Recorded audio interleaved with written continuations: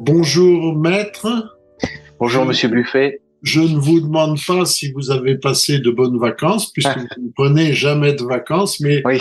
avez-vous passé un bon été, Alors, alors, je, en fait, c'est bon. Les gens qui me connaissent avaient compris.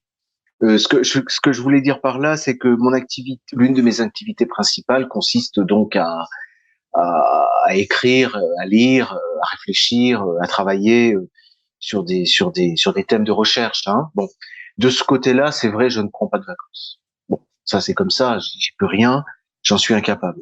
Mais je dois avouer quand même que j'essaie de me reposer. Voilà. Bon. Alors, c'est vrai, nous sommes le 9 septembre. Alors, c'est un petit peu l'émission de rentrée. Euh, je vous ai peut-être pas tenu au courant, Monsieur Buffet, mais j'ai été malade. Voilà. Alors, je ne sais pas quelle est la position de l'auditeur qui entend ça, s'il est anti-vax, s'il croit au Covid, s'il y croit pas, etc. Bon, il semblerait que j'ai quand même eu le Covid. oui, Je continue à dire le Covid, c'est un petit trait de résistance pour ne pas céder sur ces espèces de changements un peu ridicules de vocabulaire. Voilà. Donc des vacances du coup, pour le coup total, contraintes pendant plusieurs jours. Je me dis que ce n'est pas plus mal. Ça m'a fait une sorte de vraie rupture. Voilà pour ma part. donc vous avez été vacciné d'autorité, là. Ah non, oui, non, c'est vrai que ça ne regarde personne. Je veux pas rentrer dans le détail, mais c'est une immunité naturelle, je pense, Voilà. que j'ai acquise. Voilà. Ouais, Bon, c'est ça. sous réserve de ce que l'avenir nous révélera, parce que, enfin bon, depuis le début, je dois dire que on est quand même dans l'incertitude, hein, et j'étais quand même assez inquiet de l'idée du caractère artificiel de ce virus. Oui.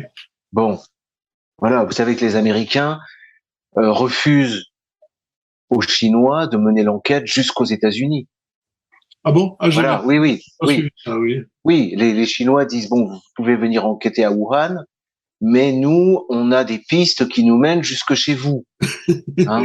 Oui, Donc bon, voilà, ils se renvoient la balle. Bref, bon, ça fait partie des thèmes dont les auditeurs actuellement ont sans doute un peu assez quand même. oui. Hein. Mais bon, Saturé. c'est vrai que c'est ce qui nous tient constamment. Par ailleurs, il faudrait pas non plus que les chroniques se tournent à la nécrologie, parce que il y a eu quand même récemment une série de décès. Oui, Alors, bon, on a le décès de Daria Dugin, oui, bon, qui est un assassinat ignoble, hein, oui. ignoble. Bon, il y a eu beaucoup de réactions sur le site d'Égalité-Réconciliation euh, de plusieurs personnes. Et puis, on est obligé, puisque nous sommes le 9 septembre, mais nous avions dit que nous n'en parlerions pas. C'est, c'est, Oui. mais alors, moi, ce dont je veux parler, c'est le côté, euh, enfin, intolérable, insupportable de cette classe médiatique constituée je sais pas comment appeler ça, mais il y a un lobby médiatique. Ah, ça, oui. C'est une meute, incontestablement, c'est une meute. Ils se déplacent en meute. Et quand ils aboient dans un sens, c'est constant. Hein. Oui, oui. Euh, et c'est ça qui est insupportable en fait.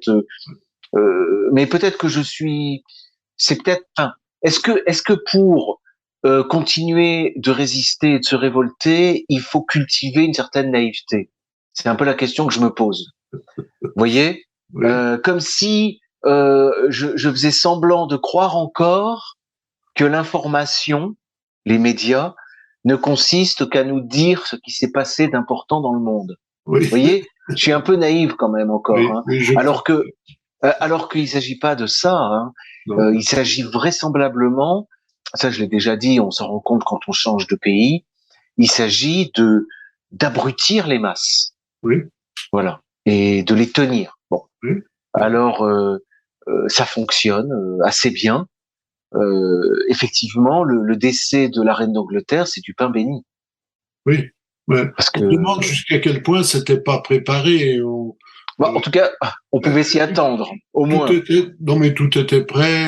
Alors, écoutez, moi, je me suis dit, je crois, je suppose que dans les écoles de journalisme, on a des sortes de fiches Ah oui, d'exercices, vous voyez. Et l'une des fiches, c'est vous venez d'apprendre la mort de la reine d'Angleterre, voilà. Et puis alors vous déballez votre truc. Non, mais il est clair que tout est prêt, quoi. Hein, oui, c'est préparé. oui, C'est comme pour les élections. On va avoir dans quelques mois, tout doucement, on va voir revenir les élections américaines. oui, oui, c'est normal. Oui. Voilà. Oui. C'est Euh, rare, hein, c'est rare parce que le mid-term, on n'en parlait jamais avant. Hein, ouais. non, mais Mais maintenant, tenez, quand même, on n'en parle pas, mais quand même, ça m'évoque aussi une chose, c'est que finalement, l'idée, moi, qui m'aide à tenir, si vous voulez, hein, c'est de me faire une raison. C'est assez banal, hein, mais nous avons perdu la guerre. Nous l'avons perdue d'abord de manière incontestable en 1940. oui, Bon, la France a perdu la guerre, bien. Elle l'avait peut-être déjà perdue en 1814, en 1815 ou avant ou en 1918 sans qu'elle le sache, mais en 40, c'est incontestable.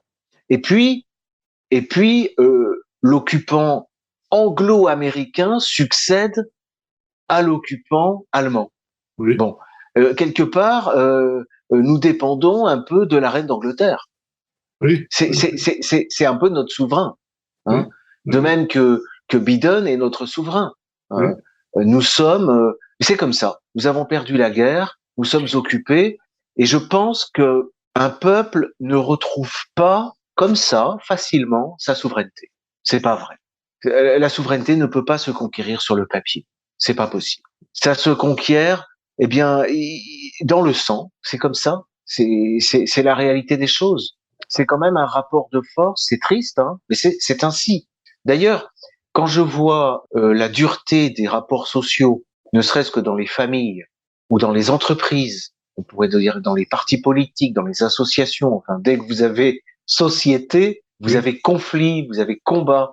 Il n'y a donc pas de raison de s'étonner qu'au plan international, également, il y ait conflit, combat et de manière extrême précisément. Hein. oui, C'est Carl Schmitt qui disait que ce qui caractérise le politique, c'est pas en soi finalement le conflit, parce que le conflit est présent partout tout le temps.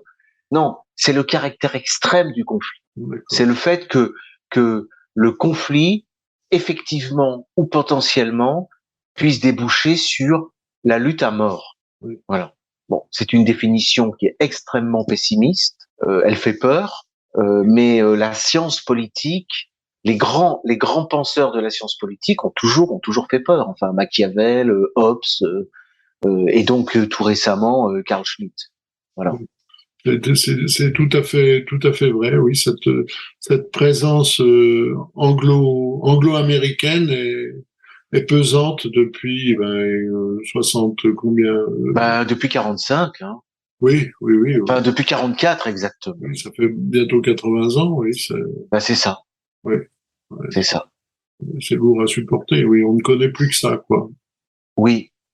Bon, après, bon, on va peut-être pas rentrer aujourd'hui dans tous les Non, détails non, de la situation, mais disons que voilà ce que ça m'évoque, quoi, hein, oui, cette espèce de battage sur la reine d'Angleterre. oui. Voilà. Donc, Donc alors, aujourd'hui, vous aviez prévu de parler eh de oui. choses, Alors, on a euh, prévu un sujet oui, et on part sur autre chose. On part sur le sujet dont on avait pensé ne pas parler. Bon. oui. Donc, En fait, oui, allez-y, je vous en oui, prie. donc c'est un sujet qui est apparemment aussi très à l'ordre du jour, puisque finalement l'organisation, la self-défense, Oui, si j'ai bien compris, oui, enfin, c'est-à-dire la défense. l'organisation finalement de ce qu'on appelle la séparation, la Non, c'est séparation pas. des, Alors, c'est pas tant l'objet. Non, le thème c'est la légitime défense.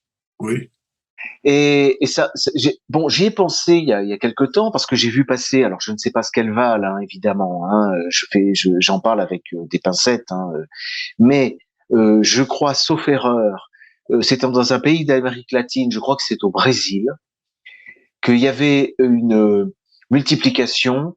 Alors, ça porte un terme anglais, c'est-à-dire en fait, c'est les gens qui sont en voiture qui se font agresser et voler par des gens souvent à moto. Bon.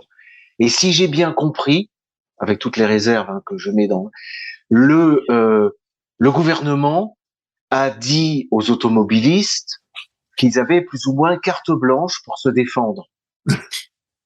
Voilà ce que j'ai compris. Alors je ne sais pas si c'est une information réelle ou pas. Bon, alors j'ai vu des réactions, notamment. Alors on nous montre des vidéos effectivement où les voyous se font renverser par des voitures. Oui. Ou par la vitre, ils se font tirer dessus par le conducteur, oui.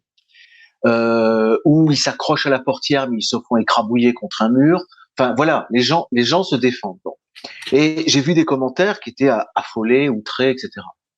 Mais je me suis dit, finalement, c'est une notion qui absolument classique, traditionnelle du droit pénal.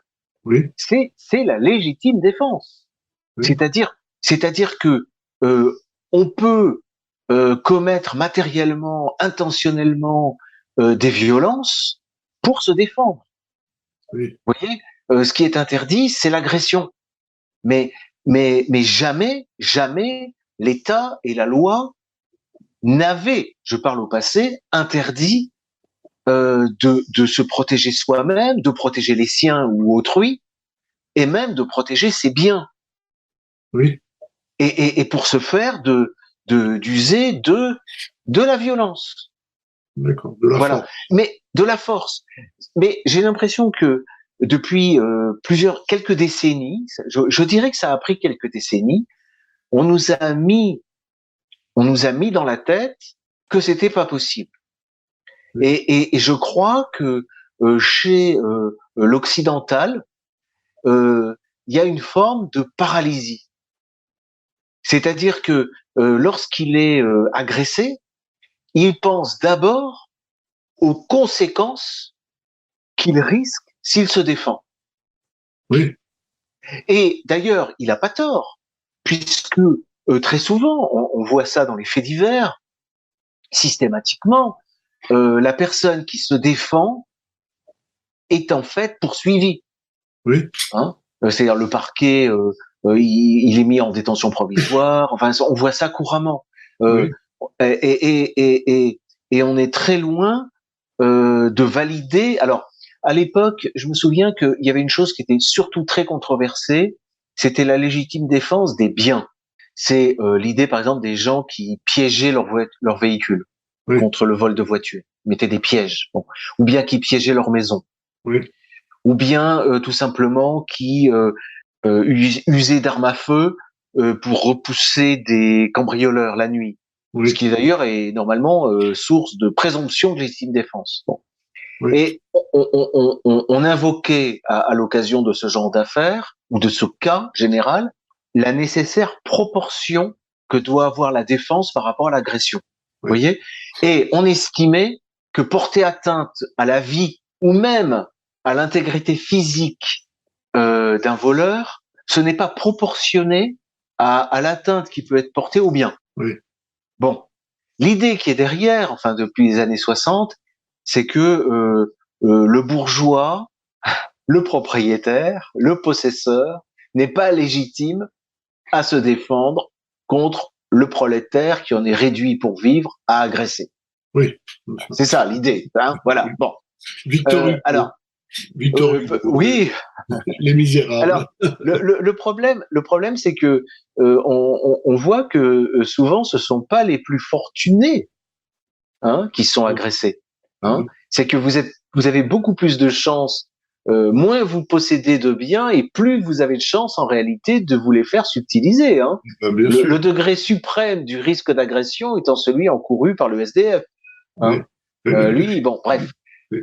Et par ailleurs, On notait à l'époque, enfin ça c'est un débat de pénalistes, hein, je renvoie les éditeurs intéressés à la lecture des grands traités de droit pénal.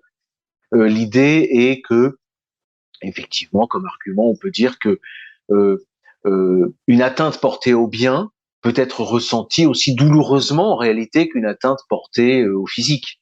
Oui. C'est vrai que un coup de pied ou une paire de claques peut parfois être mieux assumé qu'un vol, que le vol d'une montre, d'un bijou. Ou, bon, étant donné qu'en outre, les vols sont souvent accompagnés de violence. Oui. Hein, on en a régulièrement des exemples. Et puis parfois, c'est sous la menace de violence. Bref, en réalité, il y a quelque chose dans une société de tout à fait normal à ce que les gens puissent se défendre, quoi. Oui. Donc là, il y a quelque chose qui va pas dans nos mentalités. Bon, c'est pas la seule chose qui ne va pas, mais on peut ajouter celle-là à la liste. Oui. Vous voyez? Oui, Bon. oui. Et j'en parle aussi parce que on m'a rapporté un propos de Macron qui m'avait échappé. Il notait qu'il était opposé à la légitime défense. Ah, comme ça. Oui, il avait dit que voilà, c'est ça. Et ça, c'est tout à fait révélateur de l'inculture de nos dirigeants Oui. en matière juridique. Oui. J'ai souvent mentionné que un dirigeant, un chef d'État particulièrement français, euh, il est indispensable pour lui d'avoir une formation juridique. Je pense. On l'a remarqué et j'avais tout le mal. On peut en penser du mal, mais voyez, on notait la formation, par exemple, de Sarkozy, Oui. qui était beaucoup plus habile dans ses manœuvres que quelqu'un comme Chirac, par exemple. Oui. Enfin, moi, je m'étais fait cette réflexion. Et Mitterrand était Oui. avocat, hein, ça c'est bien connu, vous voyez. Bon, alors c'est invraisemblable et ça participe d'une sorte de d'acculturation hein, du peuple en fait. Hein. C'est-à-dire on fait passer une sorte, on remplace le droit, hein, on remplace les règles de droit par de la communication. Oui. Des mots Voilà. d'ordre. Des mots d'ordre, des faits de, de mensonges, faits de vœux pieux, euh, faits de choses ambiguës, etc. Et l'argument qu'il avait donné, c'est qu'il faudrait pas que, parce que sinon, si on autorisait la légitime défense, qui encore une fois est parfaitement permise dans le code pénal, hein, Oui. Oui. ça deviendrait le Far West. Oui. Moi, je crois plutôt que Oui. Oui. à continuer de réprimer la défense, Oui. on va s'acheminer de plus en plus vers le Far West. Oui. Parce que bon, là, je sais bien qu'il y a des problèmes fondamentaux qui sous-tendent toute cette situation, hein. Mais on vient de passer plusieurs mois avec énormément d'agressions. Je sais bien qu'il y a des façons, il y a un problème gigantesque, hein. Mais dans une apprendre à isoler les cas, euh, de manière un peu artificielle, on observe que ce sont des situations où la légitime défense serait parfaitement justifiée. Oui. Vous voyez, on a vu des agressions au couteau, etc. Bon, bref. Et puis on a le cas aussi des policiers. Oui. Oui. Des Oui. policiers. Bon, alors en plus, avec un policier, c'est différent, puisque lui a la possibilité de, de se faire, enfin, il a le droit de se faire obéir, si vous voulez, hein, Oui. bon, dans certaines limites. Bon. Oui. Oui. Mais il peut quand même. C'est vrai qu'il y a le droit d'arrestation pour si un délit est commis, il y a le droit d'arrestation. Mais le droit d'arrestation, c'est partagé entre tous les citoyens. N'importe qui peut arrêter quelqu'un qui est en flagrant délit de manière en usant de la violence. Ah bon? Oui, oui, oui. Ça s'appelle le droit d'arrestation. Ça Ah. encore, c'est quelque chose qui n'est pas connu. Et dans une affaire où des militants avaient conduit des migrants au poste de police, Oui. Ils ont invoqué le droit d'arrestation, ce qui était parfaitement juste du point de vue de la loi. J'ai pas suivi l'affaire de près, mais je crois que ça leur a été refusé. Bref, donc il y a le droit d'arrestation. Bon, je m'étends pas trop sur le cas du policier. Ce qu'il faut noter, c'est que il y a ce problème de la proportion de la défense. Voilà, la défense doit être proportionnée à l'attaque. Oui. C'est difficile, c'est difficile. Ce qu'on pourra toujours vous opposer. Oui. Mais enfin, ça relève pas c'est pas de mon ressort, mais il y aurait là, si vous voulez, il y a là une volonté politique, parce que quand vous avez un drame qui se produit, le procureur de la République peut toujours apprécier l'opportunité des poursuites. C'est-à-dire qu'il peut toujours, de son point de vue, à son niveau, préjuger que il y a légitime défense. Et donc, il ne poursuit pas. D'accord. Voilà. Il ne poursuit pas, c'est-à-dire il ne cite pas en correctionnel, ou bien il ne saisit pas un juge d'instruction. Oui. Voilà. Alors, en cas de flagrant délit, effectivement, le juge d'instruction peut s'auto-saisir, mais là encore, il n'est pas obligé de le faire. Bon. Libre ensuite à la victime, si elle veut, de citer l'agresseur qui s'est défendu en correctionnel, ou bien de se constituer partie civile, et puis à ce moment-là, il y aura une... Mais c'est différent. Oui. C'est différent. Bon. Donc, ça, c'était le fait à noter. Donc alors, c'est politique. Donc la prise de position du procureur de la République, c'est un fait politique. Oui, en amont, c'est un fait politique, parce que les procureurs appliquent la politique du ministre de l'Intérieur, du ministre de la Justice, pardon. Oui. Voilà. Donc le lapsus est significatif. Oui. Alors ça c'est déjà à ce stade c'est politique. Et puis ensuite vous avez les magistrats du siège ou les jurys les jurés de cour d'assises qui ont à apprécier s'il y a eu légitime défense ou pas quoi. Hein. Oui. Ça c'est le siège qui en décide. Oui. Là normalement on n'a pas de prise. Bon. Il y a une difficulté aussi, c'est que la défense doit être contemporaine de l'agression. Ah oui. C'est-à-dire qu'il faut pas oublier un grand principe du droit pénal, un principe classique, c'est que il faut toujours laisser à un agresseur, à un cambrioleur, à un voleur, etc., la possibilité de renoncer à commettre l'infraction, si tant est que ce soit réaliste. Hein. Oui. C'est-à-dire que si vous défendez trop tôt, on pourra vous le reprocher. Vous voyez ? Ah. Oui. Il faut qu'il y ait au moins tentative. C'est-à-dire ce qu'on appelle un commencement d'exécution. Voilà. Oui. Il y a que la notion de légitime défense préventive, c'est une notion qui a été inventée par les Israéliens. Bon. Ouais. Il n'y a que qui l'ont mis en œuvre au plan international. Hein. Oui.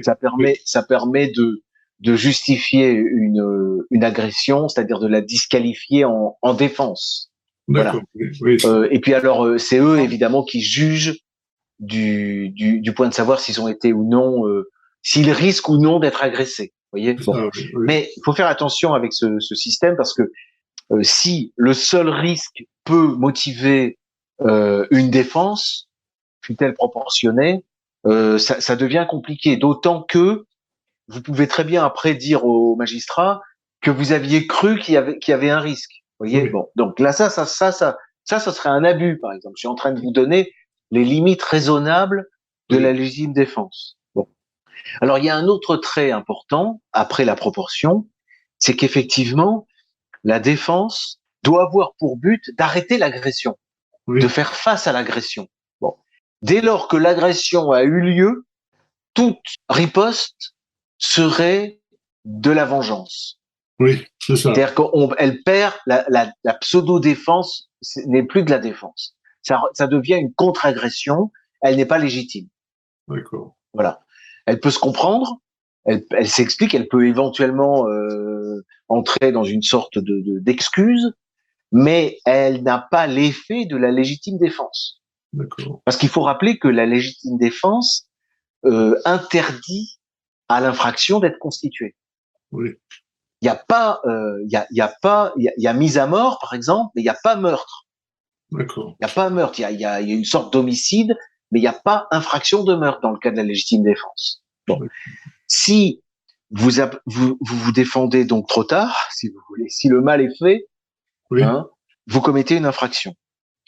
C'est un acte. C'est un acte gratuit. Alors évidemment, vous avez des cas qui peuvent toujours être discutés. Ça peut faire l'objet de la discussion. C'est D'accord. compliqué. Oui. Si vous êtes fait, par exemple, si vous êtes chez vous, des cambrioleurs se sont saisis de bijoux et vous envoyez un encore qui passe par le rebord de la fenêtre et qui part en courant. Alors vous lui tirez dessus, bon, et il tombe. Bon. Oui. Alors, est-ce qu'il y a légitime défense des biens ou est-ce qu'il y a simplement vengeance? C'est difficile à dire parce que effectivement, si vous le laissez partir, vous ne retrouverez jamais vos bijoux. Oui. Bon, donc tout est affaire effectivement, tout est affaire de casuistique, comme Oui. comme toujours Oui. dans nos systèmes juridiques. Hein, c'est Oui, comme oui. ça. C'est Bon, normal, oui. voilà. Voilà les éléments que je voulais donner. Voilà, la vengeance donc est interdite et la vie en société, hein, dans le cadre de l'État, hein, n'exige pas des citoyens qu'ils se comportent en martyrs. Oui. Voilà, c'est ce qui distingue l'État de l'Église, par exemple. Oui. Hein. Dans le cadre de la sainteté, du renoncement au bien de ce monde et du martyr, on peut comprendre Oui. hein, que le saint ne puisse pas même se défendre. Oui. C'est possible, Oui. mais pas le citoyen normal. D'accord.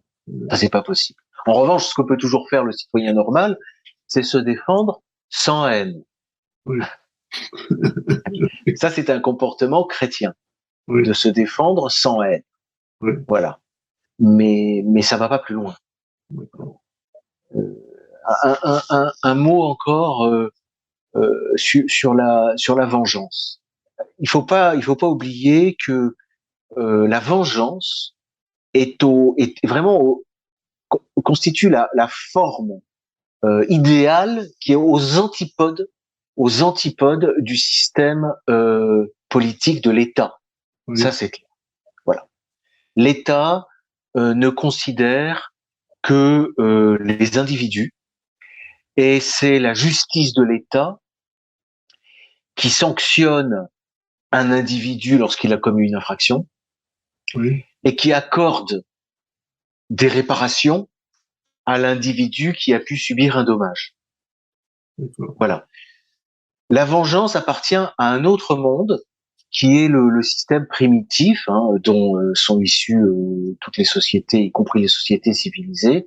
Quand on remonte dans le passé, le lointain passé des sociétés gréco-latines, chez les Oui. latins, on a effectivement la vendetta. Bon, mais la vendetta repose d'abord sur l'absence de l'État. C'est un Oui. système, on n'a pas d'État, on a un système tribal Oui. et plus précisément un système clanique. Oui. Et c'est ça qui est important à comprendre, c'est que la vengeance, c'est une représailles, c'est même mieux que ça, c'est une compensation, c'est un devoir qui est rempli, qui n'est pas rempli forcément par la victime directe, Oui. par exemple de celui qui a reçu des coups ou qui a été volé, mais par tous les membres de son clan. Parce que Oui. quand vous subissez un dommage, dans la mentalité clanique, c'est tout le clan qui subit le dommage. D'accord. Comprenez? Oui. Oui. Et n'importe quel membre du clan, enfin n'importe quel, parfois il y a des règles qui permettent de désigner quel est le membre du clan qui a la charge d'exercer la vengeance. Oui. Vous voyez? Et de même, quand quelqu'un commet un forfait, c'est comme si n'importe quel autre membre de son clan le commettait. C'est-à-dire que la vengeance ne va pas s'exercer sur celui qui a commis le forfait. Hein, voilà. Alors, j'espère ne pas donner trop l'impression de passer comme ça d'un domaine à l'autre, mais je crois que pour évoquer donc les situations actuelles de violence et les problèmes de légitime défense, les choses auxquelles on est confronté aujourd'hui, je pense qu'il n'est pas mauvais d'évoquer ces choses-là, notamment parce que des populations de migrants qui viennent de pays où le système clanique est encore extrêmement vivant. Oui. Voilà. Donc eux raisonnent autrement. Oui. Hein. Et si vous voulez, il y a quand même une chose qui caractérise aussi la société primitive, c'est sa violence. Oui. La société primitive est une société, donc je l'ai dit, hein, d'une société clanique, tribale. Alors, vous avez la paix au sein de votre clan, hein, entre membres du clan. Vous avez une paix provisoire et relative avec les membres des clans qui appartiennent à la même tribu, mais au-delà, oui. Y a pas de il peut y avoir du commerce, mais il n'y a pas de raison de se faire le moindre cadeau. Oui. Donc, les anthropologues honnêtes ont toujours noté, c'était le cas par exemple de Pierre Clastre, que la société primitive est une société, et aussi récemment de Testard, c'est-à-dire qu'en l'absence de l'État, on a une violence qu'ils appelaient la guerre, qui n'est pas la guerre interétatique, hein, une violence omniprésente. Oui. Et c'est une violence qui n'est pas une violence entre deux individus, c'est une violence entre collectifs. Vous voyez, c'est un autre monde, ce monde primitif. C'est une violence où je suis, moi, dans une forme de guerre ou de petite guerre, dirais-je, de guérilla contre d'autres clans, aux côtés des membres de mon clan.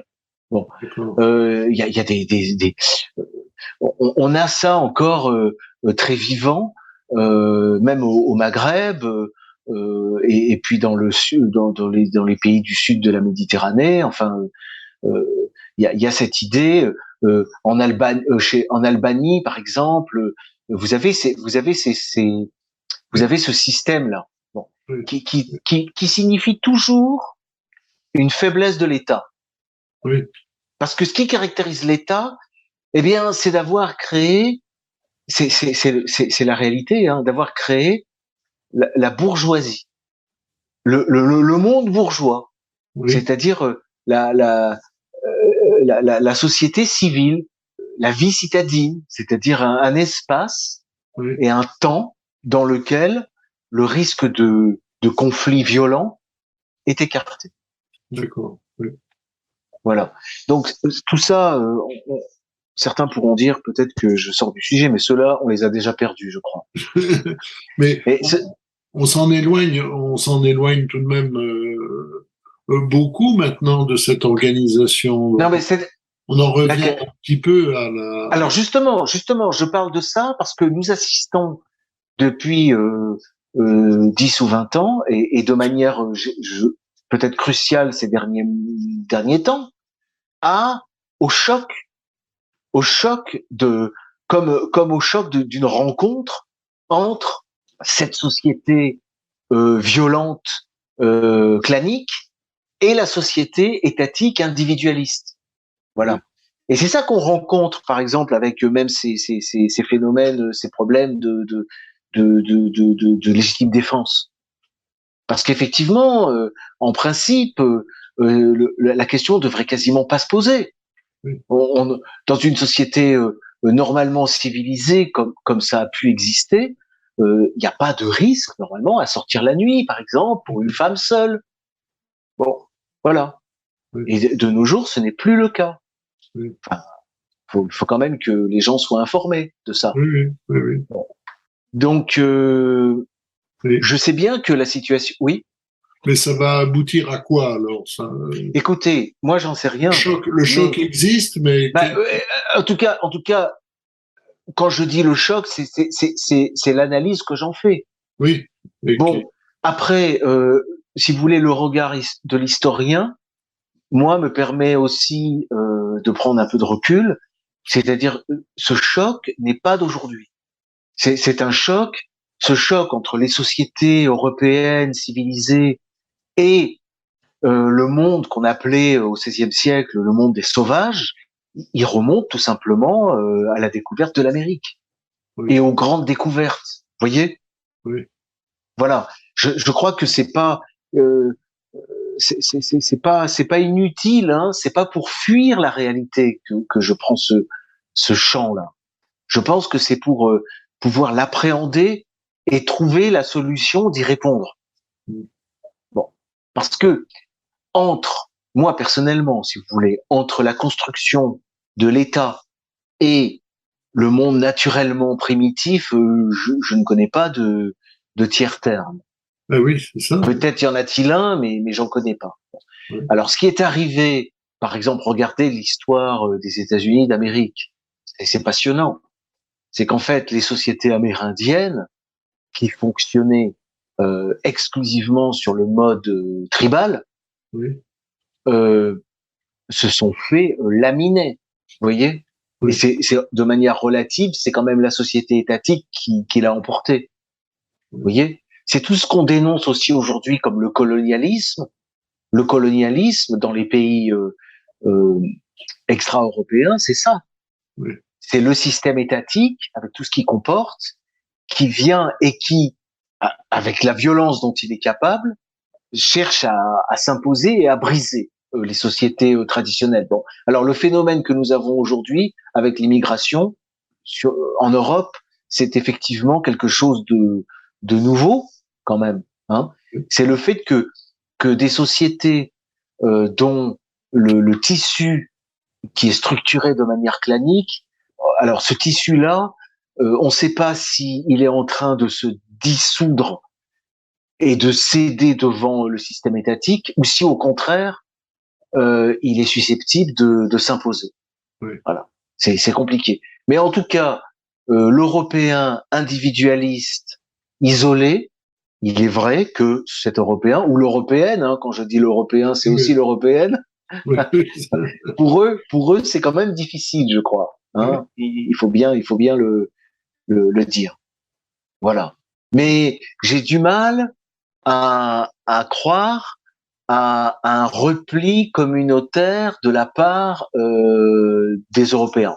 Oui, oui, oui, C'est-à-dire que je vois pas qu'on puisse, mais peut-être que je me trompe, hein, oui, j'aurais quand même plutôt tendance à espérer dans une reprise en main de l'État. oui. Voilà. Alors on va me dire que c'est du fascisme. Euh, ce à quoi je répondrai oui. D'accord. Certainement. Oui, oui, Mais oui. Vous croyez voilà. pas aux organisations survivalistes et comment qui veulent se séparer au séparatisme, aux idées de Éric Verhaeghe qui nous conseille de nous organiser pour résister séparément. Écoutez, chacun fait comme il peut et surtout, vu la situation, comme il veut. Oui, Je me garderai bien de donner le moindre conseil. Bon, pour ma part, j'emprunte avec les gens qui, je suis pas tout seul. Hein, enfin, je veux dire, je suis désolé, mais je suis obligé de reconnaître que je reste quand même un intellectuel. Voilà. oui, Bon. Et donc, je fais ce que je peux avec ce que j'ai. Vous voyez. oui, Et donc, de mon côté, je participe, comme beaucoup d'autres, hein, à, à un travail de réflexion sociologique et historique et juridique. oui, Voilà, c'est tout. Et pour la énième fois, tout ce que je déplore, c'est que ce rôle-là, normalement, est rempli par l'université en l'Occident. oui. Seulement, elle m'a l'air, l'université, de partir dans des directions. Enfin, voyez l'exemple magnifique de Sandrine Rousseau. Voyez, non, mais c'est. Et ceux qui ne suivent pas cette ligne-là, sont exclus de l'université. Il y a une sélection, et puis il y a des crédits, il y a des budgets, il y a des lignes de recherche. Voilà. Donc, je tiens en haute estime l'appareil intellectuel et scientifique occidental qui est constitué d'abord par les universitaires, qui sont normalement les gens qui réfléchissent et qui travaillent et qui enquêtent. Bon. Ce qu'on peut déplorer, c'est peut-être une certaine déconnexion de cette classe, mais ça c'est pas nouveau. Hein. Peut-être une certaine déconnexion de la réalité, encore que je vois pas trop qui aujourd'hui peut encore être complètement déconnecté de la réalité. Oui. Mais la réalité est quand même bien présente. On a le nez dessus tous les jours. Hein, il suffit de sortir dans la rue. Bon. Donc, écoutez, voilà, tout ça c'est un peu, on va dire que c'est confus, mais enfin, j'en reviens au point auquel j'étais, c'est que toute cette classe intellectuelle travaille pour un État, l'État français, qui est un État occupé. Oui, c'est ça. Il faut revenir à ça. C'est un État occupé. L'Espagne, l'Italie, la France, l'Allemagne, l'Autriche ont perdu la guerre. Oui. Voilà. Parce que on peut regarder la situation dans ces pays-là, elle est assez similaire de celle de la France. Hein. Le Danemark aussi. Oui. Hein, et les Pays-Bas. Ce sont les perdants. Oui. Hein, ils ont tous, certains n'ont perdu que contre l'Allemagne en 40 et ils ont tous perdu contre le bloc américano-anglais. Oui. Tous. Oui. Voilà. Et puis, si ceux qui n'ont pas perdu contre les Américains, pour l'Est de l'Europe, ils ont perdu contre les Russes. Oui. Et voilà où nous en sommes. Bien. Non, mais je pense que la réaction, parce que je vois bien, enfin je sais pas, je crois pas que ce soit uniquement mon regard, mais je vois bien que aujourd'hui, je rappelle, 9 septembre 2022, il y a quand même une sorte de désespoir un peu généralisé, non? Oui, Hein? oui, j'ai l'impression, mais c'est interprété, je sais pas, dans les gens de mon âge, hein, les plus de 65 ans, on a l'impression d'avoir affaire à des moutons qui se disent ah, le temps est comme ça, laissons faire, ils acceptent, ils sont prêts à accepter tout. C'est-à-dire chez les gens de votre âge, oui, ou les gens de votre âge voient la situation comme ça, chez les jeunes. Non, c'est eux voient la situation comme ça. Ils se disent, ben tout va mal, mais bon, on n'y peut rien. On peut rien faire. Oui. On peut rien faire. Il faut supporter. Voilà. Alors qu'il faut il faut se rebeller. Au contraire, il faut se. C'est-à-dire que c'est pas parce qu'on a 80 ans qu'on ne doit pas se lever. Oui. Ben, donc, ils laissent faire. Ils laissent faire. Ils prennent. C'est le climat, c'est la sécheresse, bon, il y a toujours les mots d'ordre plus de partout. Bon, le problème que nous avons peut-être aujourd'hui aussi, c'est que les derniers témoins de la dernière guerre, là, ont disparu maintenant. Oui. Hein et je pense que ça explique beaucoup des comportements irresponsables de nos dirigeants. Oui. Déjà. Hein par ailleurs, c'est un réflexe qui est compréhensible. Hein. C'est à la fois le réflexe bourgeois, parce que le bourgeois, j'inclus aussi le bourgeois prolétarisé, hein, le prolétaire. Oui. Hein. Après tout, il s'en moque, il se sent pas responsable, il n'a pas à s'en mêler, quoi. Hein. Oui, c'est ça. Bon, il n'a pas à s'en mêler. Quant à celui qui est dans une perspective clanique, tout ce qui sort de la famille, il en a cure. Donc, l'important, c'est la famille. Le reste, on s'en moque complètement. Hein. Les sœurs, les cousines, les frères et les cousins, les oncles et les tantes, c'est tout. Hein. Le clan, le reste, ça peut s'écrouler, c'est pas grave. Bon, donc il reste la perspective politique, la perspective politique. Mais le système démocratique nous fait croire que le politique concerne l'universalité des citoyens. Tous les citoyens, chaque citoyen avec son droit de vote est concerné par la politique. Je crois que ça c'est une illusion mortifère. C'est pas la réalité. Et de ce côté-là, d'ailleurs, les Chinois donnent un bon exemple. Ils ont une classe formée, les communistes, le Parti communiste, qui s'occupe de la politique. Voilà. Et les autres ne s'estiment pas compétents, ça les intéresse pas, ils s'occupent de la famille et du commerce. D'accord. Je pense que là, on critique beaucoup la dictature chinoise. Oui, Je pense qu'on aurait bien des exemples à prendre chez les Chinois de ce côté-là. Donc, il faut aussi prendre conscience du fait que tout le monde n'a pas envie et même tout le monde n'a pas besoin de bouger non plus. Oui. Mais si vous vous sentez concerné et si vous pensez pouvoir apporter votre pierre, il faut le faire. D'ailleurs, ceux qui pensent devoir apporter leur pierre, ils le font en réalité. Hein. Oui. Bon. Maintenant, écoutez, comme beaucoup, écoutez, voilà, je crois que on touche un peu le mur de ce qu'on peut donner parce que après, il y a des problèmes. Je crois qu'il y a des problèmes en France de population et des problèmes démographiques. Hein. Est-ce qu'il y a encore déjà un peuple français? C'est ça déjà qu'on pourrait se demander. Voilà. Bon. Sinon, on a toujours cet espoir dans les corps constitués. Mais oui. Hein, c'est toujours la même chose. Oui. Ben... Voilà. Optimiste.